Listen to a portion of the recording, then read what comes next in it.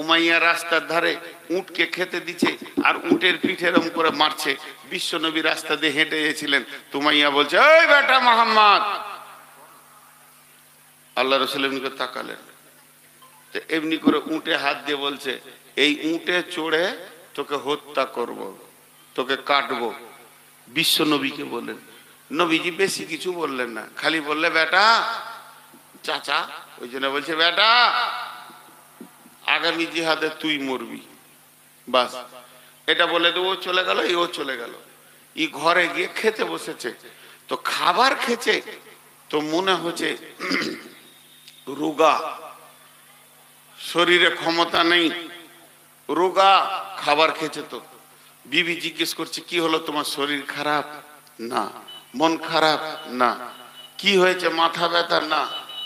তো উমাইয়া বলছে, ওই যে আব্দুল্লাহ যে মারা গেছে, ওর বেটাটা মোহাম্মদটা যে নিজেকে নবী বলছে, ওই রাস্তা দিয়ে যে ছিল, আর আমি বলেছি তোকে উঠে চড়ে মারবো, ও আমাকে পাল্টা বলেছে আগামী জিহাদে তুই মরবি।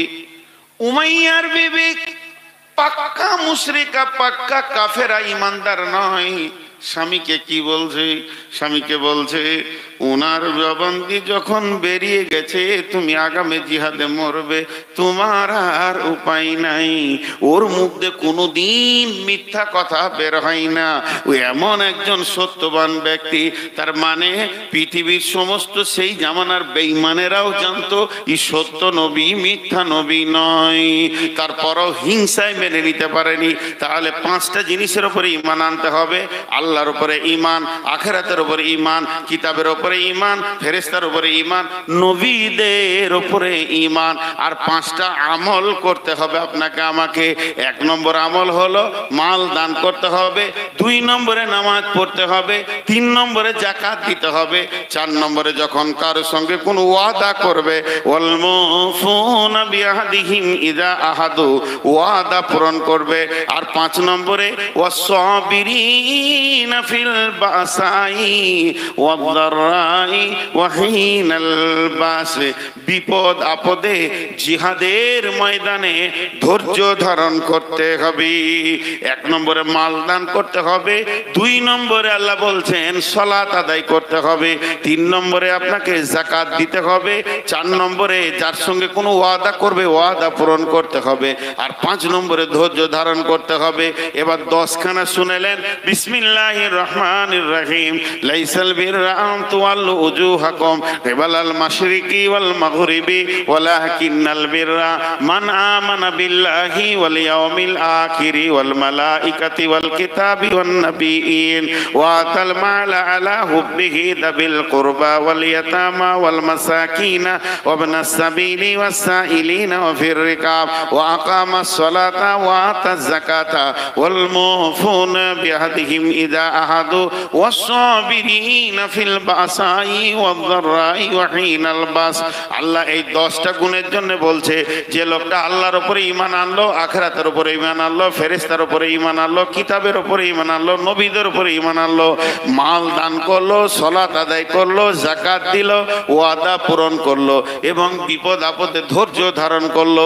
এই 10টা গুণ যার ভিতরে থাকবে, 10টা গুণ যার ভিতরে থাকবে, 10টা সিফত যার ভিতরে থাকবে, আমার রব বলছেন উলাইকাল্লাযীনা সাদাকু, এরা আমার কাছে সত্য বান্দা, ওয়া উলাইকা হুমুল মুত্তাকুন, এরাই মুত্তাক। দেখেন পৃথিবীতে যত ইবাদত এসেছে, পৃথিবীতে যত হুকুম এসেছে, পৃথিবীতে যত নিষেধ এসেছে, এটা করতেই হবে, এটা করা যাবেই না।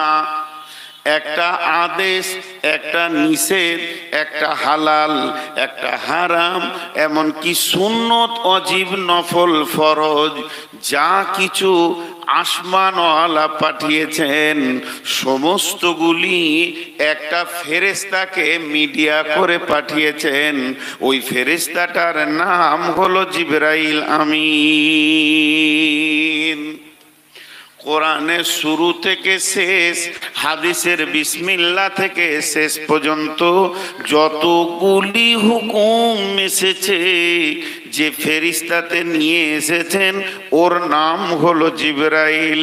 কিন্তু সলাত, কিন্তু সলাত, কিন্তু সলাত নামাজ আমরা যাকে বলি, এইটা যখন আল্লাহ দেওয়ার নিয়ত করলেন তখন জিবরাইলের প্রয়োজন হলো না, যে অন্য ফেরেশতাকে মাঝে নিলেন না, বরং জিবরাইলের মাধ্যম দিয়ে বর্রাক পাঠিয়ে আল্লাহ তার নবীকে এই পৃথিবী গ্রহ থেকে মসজিদে হারাম থেকে আকসা, আকসা থেকে সত্তবক আসমানকে ভেদ করে সিদরাতুল মুনতাহাকে পার করে আল্লাহ নিজের সিংহাসনে, নিজের এলাকায়, নিজের জায়গায় তার হাবিবকে ডেকে নিয়ে নিজের হাতে যে ইবাদতটা দিয়েছেন, আল্লাহ বান্দা বান্দা আল্লাহ, মিডিয়া কেউ নাই, সেই ইবাদতটার নাম হলো সলাত। এই সলাতের ভিতরে মেরাজুল মুমিন ঢুকে আছে। কিয়ামত পর্যন্ত মুমিনের মেরাজ হবে সলাতের ভিতরে। মানুষ যখন সলাতে দাঁড়িয়ে যায়, সাজদায় চলে যায়, তখন মানুষ জেনে নেন আপনার আল্লাহ আপনার করিবে চলে আসে। সমস্ত কিছু আল্লাহ, আপনি আল্লাহ, আল্লাহ আপনি হন, মধ্যখানে কোনো ফেরেশতার মিডিয়া নাই। এটা কিয়ামত পর্যন্ত থাকবে। এর জন্য সমস্ত ইবাদতের সব থেকে বড় ইবাদত হলো সালাত। একটা গেল। তাহলে নামাজের ক্ষেত্রে ওয়াক্ত চলে এলে ও দামি হয়ে গেল। এবার চলেন, তাহলে কি হজটা খারাপ? লে মজা, হজটা কি খারাপ? হজও বড় ইবাদত, যাদের টাকা আছে তার জন্য। এর যুক্তি কি? আল্লাহ তাবারাক ওয়া তাআলা গোটা কোরআনে 114টি সূরা দিয়েছেন। আল্লাহ তাবারাক ওয়া তাআলা গোটা কোরআনে 114টি সূরা দিয়েছেন। সলাতের নামে সূরা নাই, রোজার নামে সূরা নাই, যাকাতের নামে কোনো সূরা নাই, শুধু একটি সূরা পার্টিকুলার হজের উপরে আল্লাহ বর্ণনা করেছেন। সূরাটার নামই রেখেছেন সূরাতুল হজ। তাহলে হজ কত দামি ইবাদত, যার উপরে আল্লাহ একটা গোটা সূরা নাজিল করেছেন। লাও এদিকে আগে বেড়ে গেল। তাহলে রোজাটা কি খারাপ? না খাওয়াটা? ওর আবার দাম কত বেশি? যতগুলি ইবাদত দুনিয়াতে আছে, যতগুলি ইবাদত হাদিসে কোরআনে আছে, আপনার আমার উপরে হুকুম বর্তানো হয়েছে, সমস্ত ইবাদতের বদলা হলো জান্নাত, সমস্ত ইবাদতের বদলা হলো গুনাহ মাফ, নেকি হবে, জান্নাত যাবে। কিন্তু রমজানের কথা বলতে গিয়ে আল্লাহ তাবারাক ওয়া তাআলা হাদিসে কুদসির ভিতরে নিজে মুখ খুলেছেন। তিনি বলেছেন, রোজা যারা রাখে তারা আমার জন্যই রাখে। পৃথিবীতে যত ইবাদত এসেছে সমস্ত ইবাদতের একটা লিক আছে। যদি কেউ ওই লিকটা করে দেয় ইবাদতটা কবুল হবে না। সেই লিকটা হলো লোক দেখানি, রিয়া করে মানুষকে দেখিয়ে নামাজ পড়লে কবুল হবে না, হজ করলে কবুল হবে না, দান করলে কবুল হবে না। কিন্তু রোজা এমন একটি ইবাদত, এটা হাজার চেষ্টা করলেও কেউ লোক দেখানি করে না, এটা লোক দেখানি হয় না। আল্লাহ এমন করে বানিয়েছেন কোনো দিকই এর অপশন নাই, সুযোগ নাই, এটা লোক দেখানি করা হয়। আল্লাহ বলছেন যে রোজা রাখবে তার জন্য জান্নাত, তার জন্য ক্ষমা, তার জন্য জাহান্নাম থেকে মুক্তি।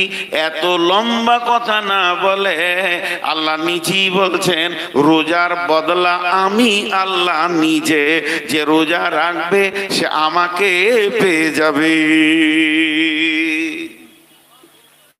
তাহলে আমি কি বললাম, এক একটা ক্ষেত্রে এক একটা উপর দিকে আগে বেড়ে গেছে।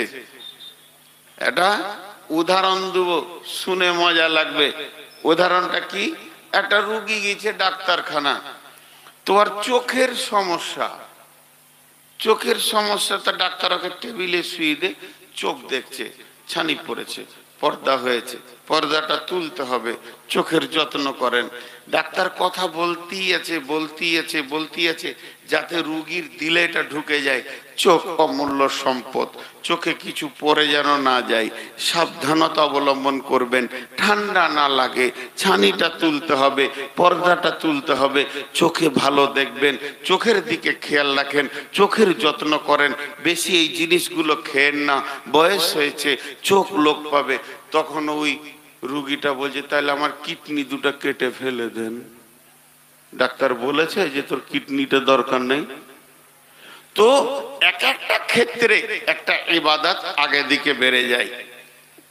এখন আমি যে বিষয়টা ধরেছি ওখানে চলে এসেছি, ওই কথাই এবার শুরু হয়ে গেল।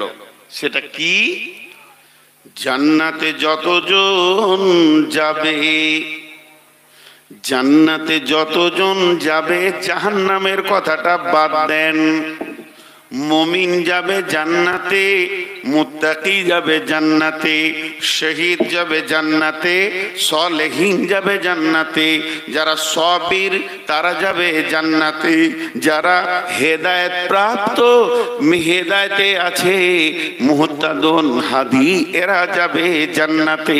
তাহলে জান্নাতে যাওয়ার ব্যাপারে কোরআন বলেছেন উলাইকা হুমুল মুফলিহুন, উলাইকা হুমুল ফাইজুন, উলাইকা হুমুল মুহতাদুন, উলাইকা আলা হুদাম মির রাব্বিহিম ওয়া উলাইকা হুমুল মুহতাদুন, উলাইকা আলাইহিম সালাওয়াতুম মির রাব্বিহিম ওয়া রাহমা। আবার আছে উলাইকা আলা হুদাম মির রাব্বিহিম ওয়া উলাইকা হুমুল মুফলিহুন। এই যে কথাগুলো আল্লাহ ব্যবহার করেছেন এগুলো জান্নাতীদের জন্য ব্যবহার করেছেন। এই এই এই এই গুণ যাদের পৃথিবীতে থাকবে, এই এই এই এই এই আমলগুলো যারা পৃথিবীতে করবে, তারা জান্নাতে যাবে, তারা নিশ্চিত থাকবে, তাদের কোনো টেনশন হবে না। এতগুলো বলা সম্ভব নয়, আজকে একটা ধরেছি, একটা মুত্তাকি। মুত্তাকি, মুত্তাকিরা জান্নাতে যাবে। কেমনে জান্নাতে যাবে মুত্তাকি? জি ভাই, মুত্তাকি কিভাবে জান্নাতে যাবে? আমি মুমিনের কথাটা জমার খাতায় রেখে দিলাম, সবগুলো বাদ দিয়ে মুত্তাকিদের কথা বললাম। মুত্তাকিদেরকে আল্লাহ স্পেশাল করলেন। কেন করলেন? দুটি কথাতে বুঝতে পারবেন মুত্তাকিদের দাম। বিসমিল্লাহির রহমানির রহিম। ইন্নাল মুত্তাকিনা ফি দিলালিন ওয়া উয়ুন ওয়া ফাওয়াকিহা মিম্মা ইয়াশতাহুন কুলু ওয়াশরাবু হানিয়াম বিমা কুনতুম তা'মালুন ইন্নাকা যালিকা নাজিজিল মুহসিনিন। আল্লাহ তাবারাক ওয়া তাআলা বলছেন, হে বিশ্ববাসী রে, হাওড়া থেকে যতগুলি ট্রেন দিল্লি যায় সব ট্রেনে খাবার পাবেন না, কিন্তু শতাব্দীতে যান, বন্দে ভারতে যান, রাজধানীতে যান, টিকিটের সঙ্গে আপনার খাওয়ার করে আছে। আপনি যাবেন, চা পাবেন, খাবার পাবেন, নাস্তা পাবেন। তো আল্লাহ তাবারক ওয়া তাআলা বলছেন, এই পৃথিবী থেকে যতজন মরার পর জান্নাতে যাবে তারা জান্নাতে পৌঁছাবে, জান্নাতে আনন্দ ভোগ করবে। কিন্তু শুনে নাও, সবাই জান্নাতে গিয়ে আনন্দের মুখ দেখবে, কিন্তু মুত্তাকি যারা হবে তারা মরার পর থেকে চলতে থাকবে, চলতে থাকবে দীর্ঘ লম্বা রাস্তা। কবর, কবরের পর হাসর, হাসরের পর পুলসেরাত, তারপরে জান্নাত। এই মুত্তাকিরা স্পেশাল কোটার আমার কাছে যাত্রী। ইন্না লিল মুত্তাকিনা ফি দিলালিন ওয়া উয়ুন, ইন্নাল মুত্তাকিনা ফি দিলালিন ওয়া উয়ুন ওয়া ফাওয়াকিহা মিম্মা ইয়াশতাহুন। মুত্তাকি যারা হবে তারা ছায়ার ভিতরে থাকবে এবং তাদের সামনে কুলকুল কুলকুল করে নদী বইতে থাকবে, আর তাদের সামনে ফল ফ্রুটের শাখা সম্ভার থাকবে, তারা খেতে থাকবে, আগাতে থাকবে। অর্থাৎ মুত্তাকিরা স্পেশাল কোটার যাত্রী হয়ে জান্নাতে যাবে। সূরা নাবাতে আল্লাহ বলছেন, বিসমিল্লাহির রহমানির রহিম, ইন্নালিল মুত্তাকিনা মাফাজা। বিশ্ববাসীরে, তুমি যদি মুত্তাকি হতে পারো, তুমি যদি মুত্তাকির গুণটা আনতে পারো, যে যে কাজ করলে মানুষ মুত্তাকি হয়ে যায় সেইগুলো যদি তোমার মধ্যে এসে যায়, তাহলে তুমি পৃথিবী থেকে নিশ্চিত হয়ে যাও, তুমি কিয়ামতের দিন বেঁচে গেছো, হাসরে বেঁচে গেছো, পুলসেরাতে বেঁচে গেছো। তোমার আর 2 নম্বর কোনো টেনশন থাকবে না। দেখেন মুত্তাকিদের কত কপাল ভালো, এরা পৃথিবী থেকে আল্লাহ বলছে তোমাদের কোনো টেনশন নেই। আমি একটা কথা প্রথমেই ভূমিকাতে বলেছি, এক একটা বিষয়ে এক একটা গুরুত্ব আছে। তো মুত্তাকি হওয়াটা যে কত গুরুত্ব, আল্লাহ নিজে মুত্তাকি আমাদেরকে বানিয়ে নেন, বানিয়ে নেন, বানিয়ে নেন। আল্লাহ আমাদেরকে মুমিন হতে বলেছেন, কোরআনে হুকুম দিয়েছেন মুমিন হওয়ার ব্যাপারে, কিন্তু মুমিন বানিয়ে নেন না, মুত্তাকিটা কিন্তু বানিয়ে নেন আল্লাহ। এই লাইটটা বন্ধ করো, ইশারা বুঝে না। এত লাইটেও লাইট মেরে দেখছে আমাকে, আর বুড়ার সব চুল পেকে গেল, এতদিনে দেখছে। ডিস্টার্ব হয় মোবাইলে লাইটে। ভাই আপনাদের বিরক্ত লাগছে? শুধু এই আয়াতটা শোনার পর একজনে যাবেন না, এটা আমার বিশ্বাস, কারণ তথ্যবহুল কথা আছে। আজকের বিষয়বস্তু হচ্ছে মুত্তাকি। তো মুত্তাকিটা কত গুরুত্ব, আল্লাহ আমাদেরকে বানিয়ে নেন, আমরা হব না, আল্লাহ হবে। কেমন একটা উদাহরণ দিই। প্রাইমারি স্কুলে পড়াশোনা, হাই স্কুল, কলেজ, ইউনিভার্সিটিতে পড়াশোনা। প্রাইমারি স্কুলের ছাত্ররা তাদের চিন্তাই থাকে যেন আমাকে পড়া দিতে না হয়, মাস্টার যেন আমাকে দেখতে না পায়, পাক্কা চোরু লুকায়। আর হাই স্কুল কলেজের ছেলেরা পড়তে যায় লোড করার জন্য। যদি প্রফেসর কোনো বিষয়ে বক্তব্য রাখতে গিয়ে কমপ্লিট করতে পারেনি, তো পরের দিন গিয়ে বলবে স্যার এই বিষয়টা ক্লিয়ার হয়নি, একটু বলে দেন। আর প্রাইমারি ছাত্র ওই দূরে বসে আছে লুকিয়ে, মাস্টার বলছে ওই ওঠ, তখনও উঠলো। স্কুল তো যাবে না, গা মোড়া তো ঘরে দিবি খানি। তারপরে ওকে মাস্টার বলছে বল বল বল, তখনও বলছে বলছে যা। তো মাস্টার নিজে বলছে 10 বার, তখনও বলছে 1 বার। কি কষ্ট! প্রাইমারি স্কুলে শিক্ষকদের কষ্ট বেশি না হাই স্কুলে? প্রাইমারি বেতন কার বেশি? এটা জুলুম। প্রাইমারি ওয়ালাদের বেতন সব থেকে বেশি হওয়া দরকার। এদেরকে যে ছাত্রদেরকে লোড করতে হয়, অনেক কষ্ট। এবার আল্লাহর দয়া দেখেন,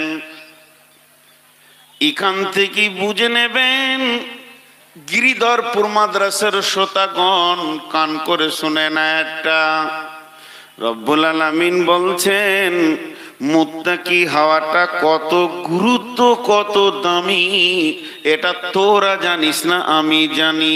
আমি দুনিয়ার মালিক, আমি আখিরাতের মালিক, আমি এহ জগতের মালিক, পরজগতের মালিক। তুই যদি মুত্তাকি হস, ওই জগতে কি ফেসিলিটি পাবে আর তোর পজিশনটা কি তৈরি হবে কেউ জানে না, আমি আল্লাহ জানি। এর জন্য দয়া করে আমি তোদেরকে প্রতি বছর একবার করে মুত্তাকি বানাই। বিসমিল্লাহির রহমানির রহিম। ইয়া আইয়ুহাল্লাযীনা আমানু কুতিবা আলাইকুমুস সিয়ামু কামা কুতিবা আলাল্লাযীনা মিন ক্বাবলিকুম কামা কুতিবা আলাল্লাযীনা মিন ক্বাবলিকুম। হে মুমিনের দল, ও মুমিনের দল, ওরে ইমানদারেরা, ইমানদারেরা তোমরা কান করে শোনো। তোমাদের ওপরে আমি রমজান মাসে রোজাকে ফরজ করে দিয়েছি, আমি লিখিতভাবে রেজুলেশন করে দিয়েছি, অপরিহার্য করে দিয়েছি, রোজা রাখতে হবে। এ কথা যদি বলো তোমরা ভুল হবে, বরং বলতে হবে রোজা রাখতেই হবে, এর বিকল্প কোনো উপায় নাই। শুধু ভাবিও না যে আমি তোমাদের উপরে রোজাকে ফরজ করেছি, এটা শুধু এখন নয়, তোমাদের পূর্বপুরুষের উপরেও এই রকম রোজাটা ফরজ ছিল। আমি তোমাদেরকে রোজা নামে একটা ইবাদত দিলাম, প্রতি বছর রোলিং করে করে করে করে করে করে একটা মাস আসবে, ওই মাসে রোজা রাখতে হবে। আমি তোমাদের পূর্বপুরুষের উপরে রোজা ফরজ করেছিলাম, তাদের রোজা ছিল আলাদা, তাদের সিস্টেমেট ছিল আলাদা, সেই সিস্টেমেটগুলো বাতিল ঘোষণা করে আমি রমজান মাসে আমার নবীকে নিয়ে কমপ্লিটলি একটা সুন্দর রোজা নামে বস্তু বানিয়েছি, এটা তোমাদেরকে রাখতেই হবে।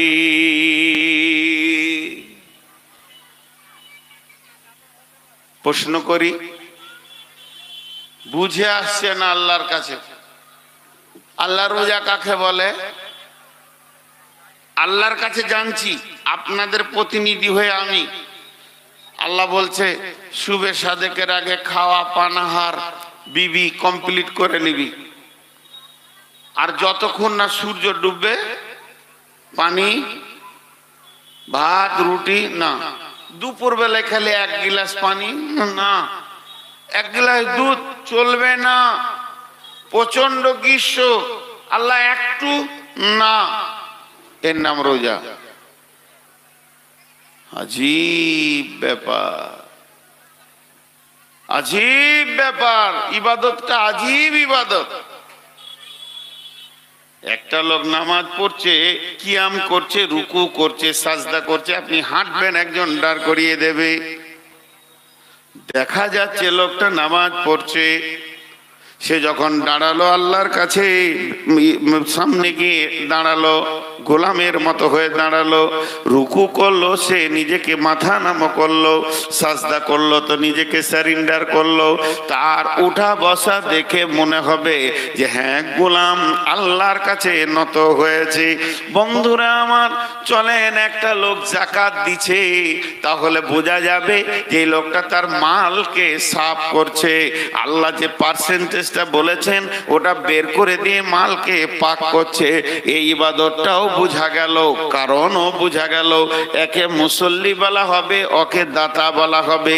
ই হবে মুসাল্লি, ও হবে দাতা।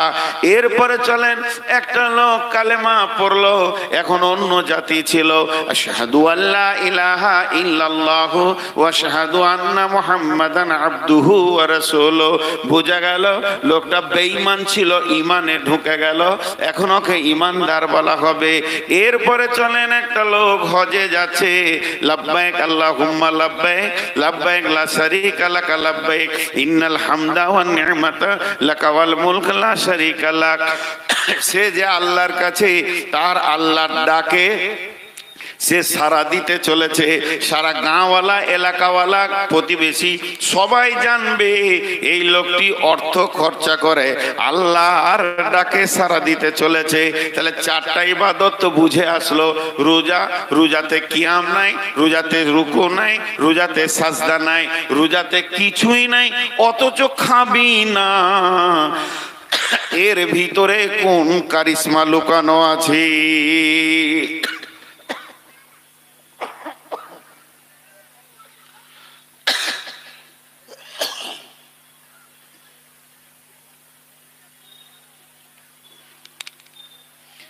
এর ভিতরে কি কারিশমা লুকানো আছে? খাবি না, লাভটা কি হবে?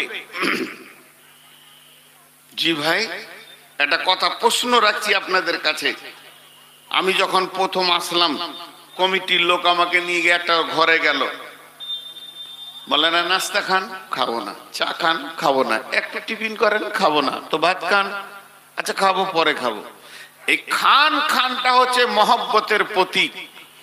সন্তান না খেলে মা পেরেশান হয়ে যায়, আর আল্লাহর দাবি সমস্ত মায়ের থেকে আমার মহব্বত গোলামের উপরে বেশি, অথচ সেই আল্লাহ বলছে খাবি না।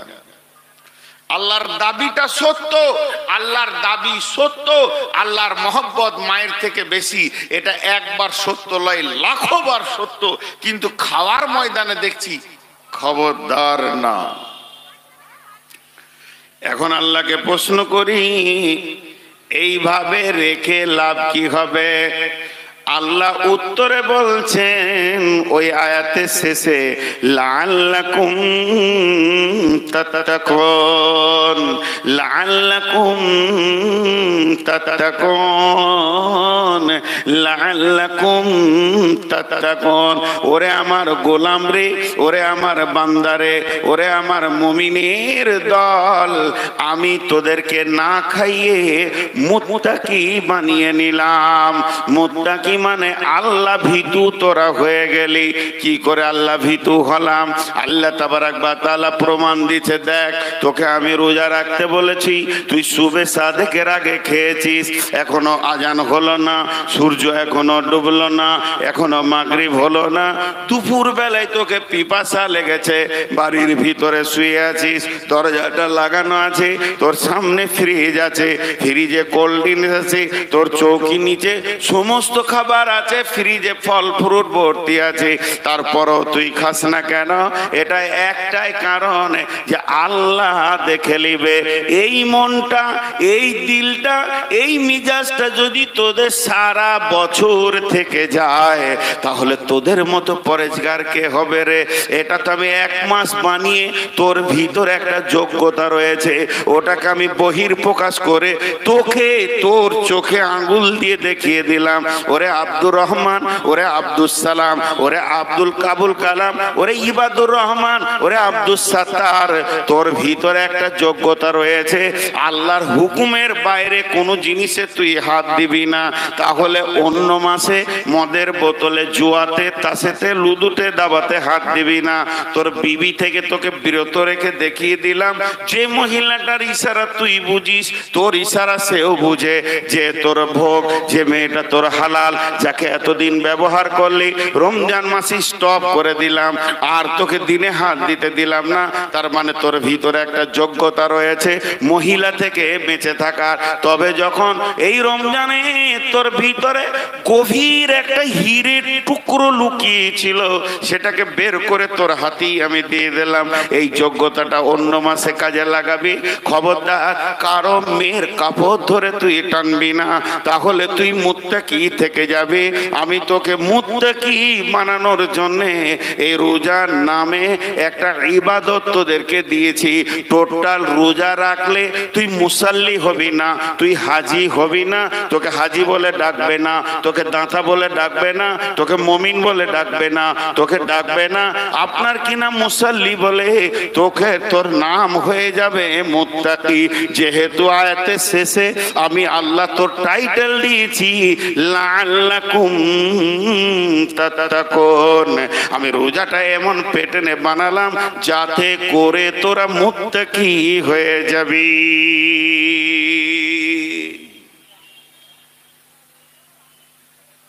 দেখেন,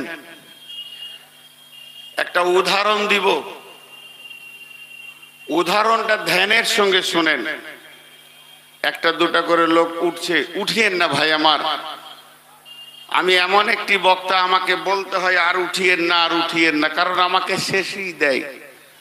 নসিব খারাপ, কত জালসায় গিয়ে কমিটির হাতে ধরি, ভাই আমাকে আগে দেন আর কাউকে পরে দেন না, আপনি শেষে থাকেন।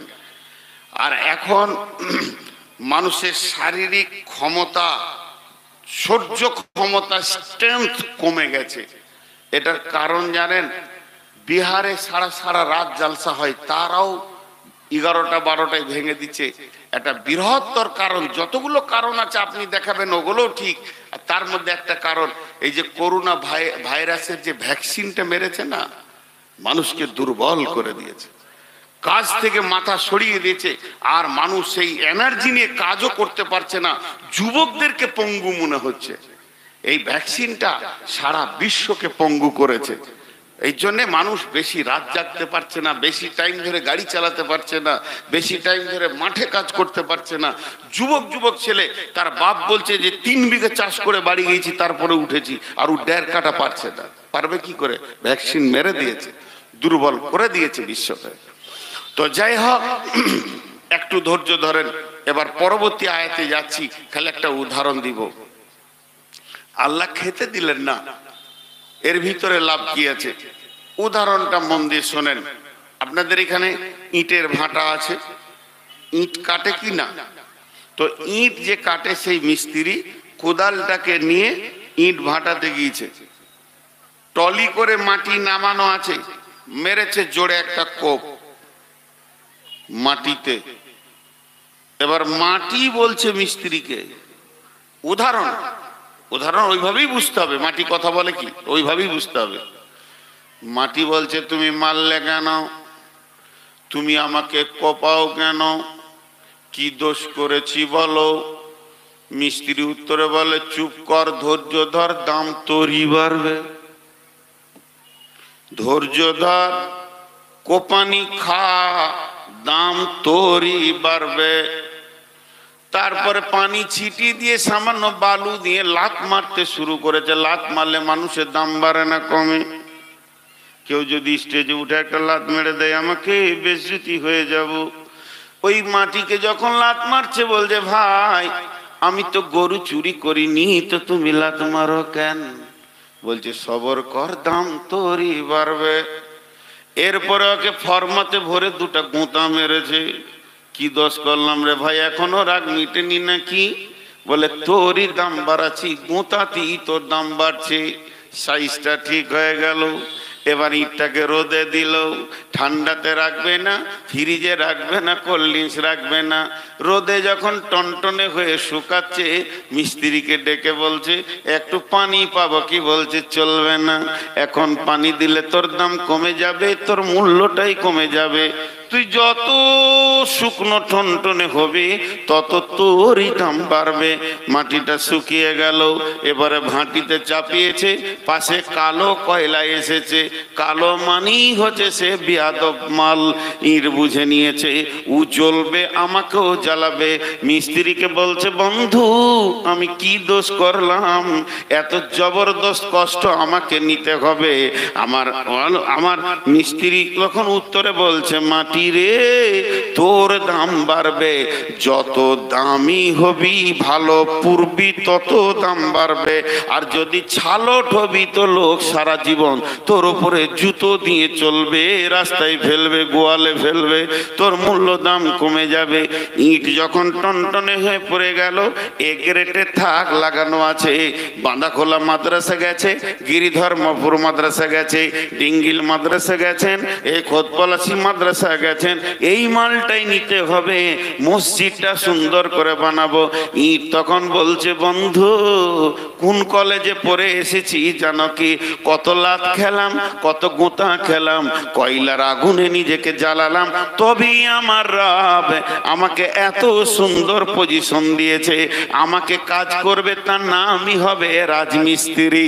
সে আমাকে হাতে ধরে ধরে এমন এমন জায়গায় বসাবে, আমি হব স্কুল, আমি হব কলেজ, আমি হব হসপিটাল, আমি হব স্টেশন, আমি হব মাদ্রাসা, আমি হব মসজিদ। সারা জীবন তেলাওয়াত শুনবো, ধৈর্য ধরলে দাম বাড়বে।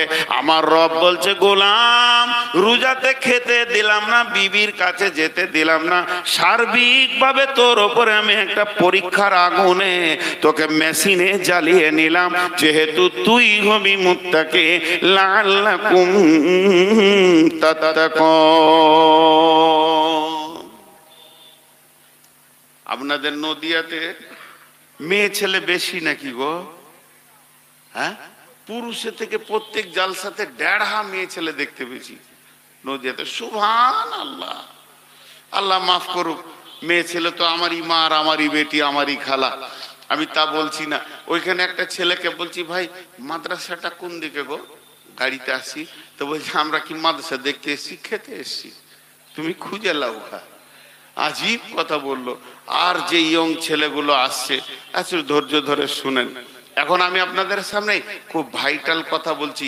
তো আপনাদের এই নদিয়া জেলার মেয়েরা কানে, নাকে, গলায়, হাতে সোনা পরে, কথা বলে না এতটি লোক।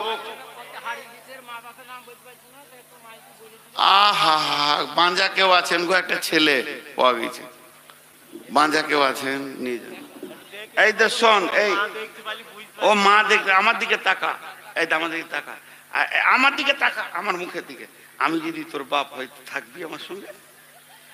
চল লোকে তালাক দে, আমার কাছেই থাক, তোকে নিয়ে চলে যাবো, আমাকে বাপ বলবি, আমার বউকে মা বলবি, থাক।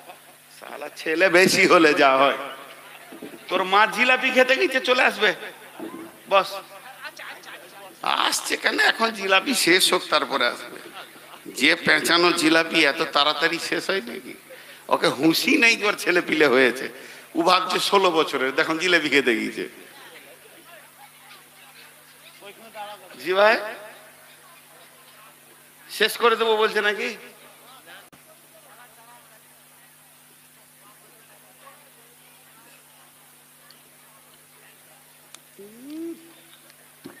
হাত তুলে দোয়া আমি করি না, চুপচাপ যে দিয়েছে নাম করতে হবে না, আল্লাহর কাছে পেয়ে যাবে। আচ্ছা, হচ্ছে পরে। তো এখানকার মেয়েরা সোনা পরে না, একজনা সোনা পরে না, গয়না পরে। সোনা নাকে কানে নেওয়া যায় না। 2 ভরি সোনার দাম কত?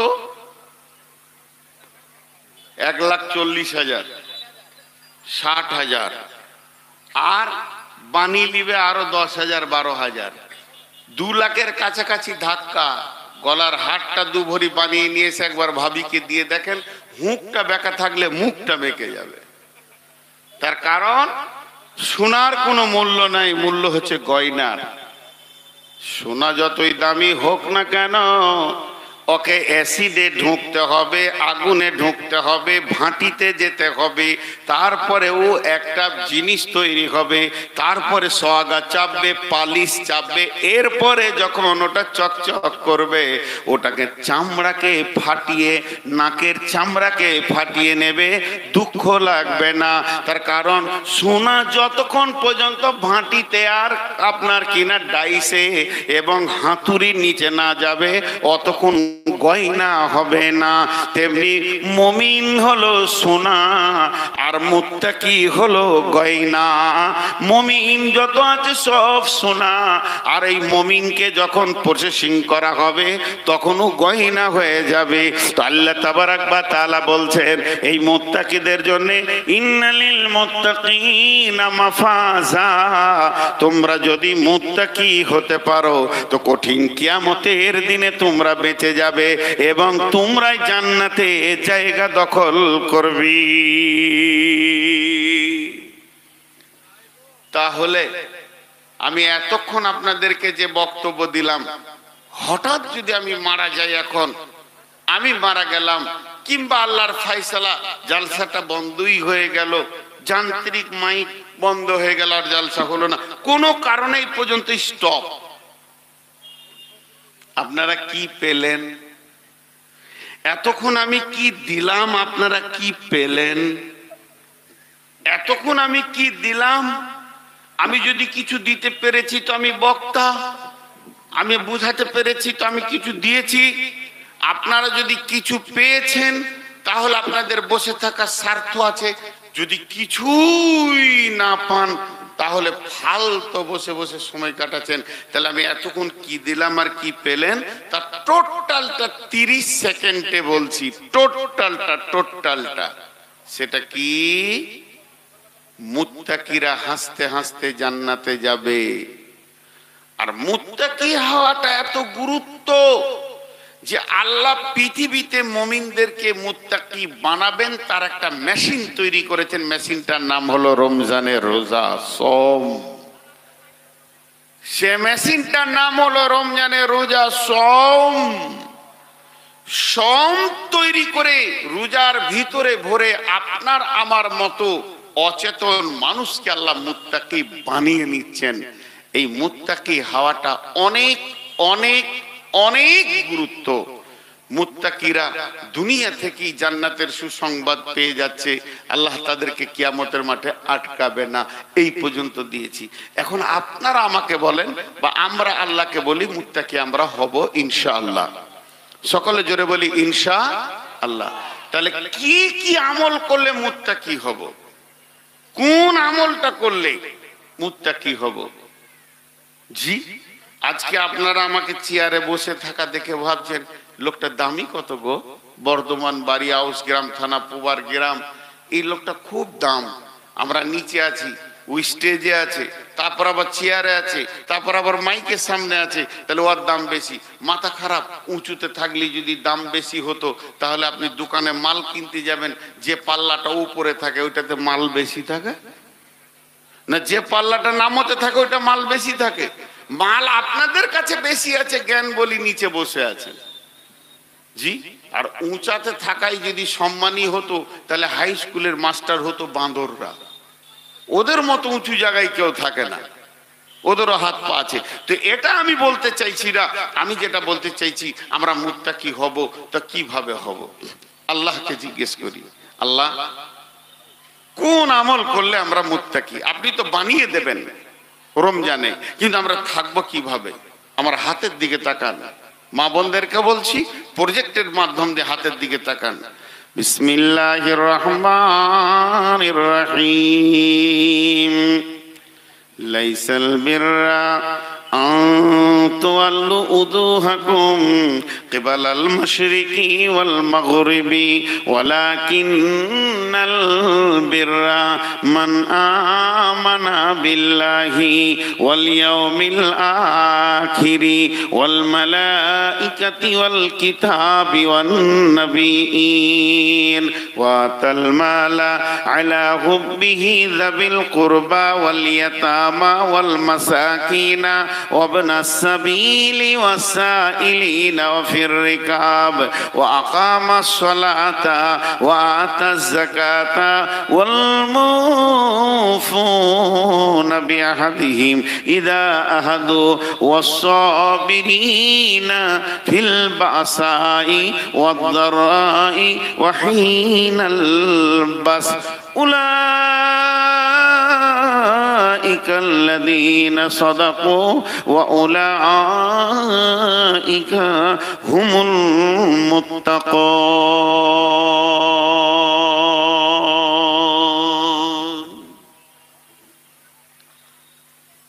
আল্লাহ তাবারক ওয়া তাআলা বলছেন, গোলাম তোর ভিতরে যখন 10টা গুণ থাকবে, সারা পৃথিবী যদি তোকে বেঈমান বলে তা আমি মুত্তাকি বলবো। 10টা গুণ। এখন গোটা পৃথিবীর লোক বলছে বাহ বাহ বাহ বাহ বাহ বাহ, নূর মোহাম্মদ কত দামি, বাহ বাহ বাহ বাহ বাহ বাহ। আল্লাহ বলছে ও শুয়োর কুকুরের থেকেও খারাপ। ওটাই ঠিক, আমার জীবনের কোনো মূল্য নেই। আর সারা পৃথিবী যদি আমাকে শুয়োর কুকুরের নজরে দেখেন, আর আল্লাহ যদি বলে যে আমার সঙ্গে ওর মূল্য বেশি আছে, তো ওটাই ঠিক। পৃথিবীতে এমনও লোক আছে, পৃথিবীর মাটিতে এমনও লোক আছে ওকে কেউ চেনে না, আল্লাহ চেনে। বন্ধুরা আমার, ওই লোকগুলি আপনার গ্রামে আছে, এলাকায় আছে। লোকটিকে পৃথিবীর কেউ চিনে না, আল্লাহ ভালো করে নেন। ওই লোকটি কেমন?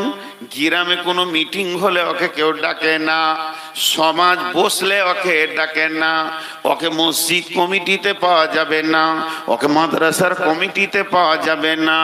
যদি গাঁয়ে কোনো আলোচনা সভা হয় আর ওই লোকটা যদি মজলিসে আসে, কেউ গুরুত্ব দেয় না। সাধারণত গোটা গাঁওয়ালা এলাকাওয়ালা ধরে নিয়েছে লোকটার বুঝার ক্ষমতা নাই, হুঁশ জ্ঞান কম, সাদা সিধে মানুষ, সাদা সিধে জিন্দেগি করে। ওকে গাঁওয়ালা তো চিনেই না, পাড়াওয়ালারা ওর নাম দিয়েছে হবিবুর চাচা, সাদা লোক, সিধা সাদা লোক। হবিবুরের কোনো মূল্য নাই। শুধু তাই নয়, ওর পেটের ছেলে, ওর বীজে জন্ম, ওর রক্তে জন্ম, 4টা বেটা আছে।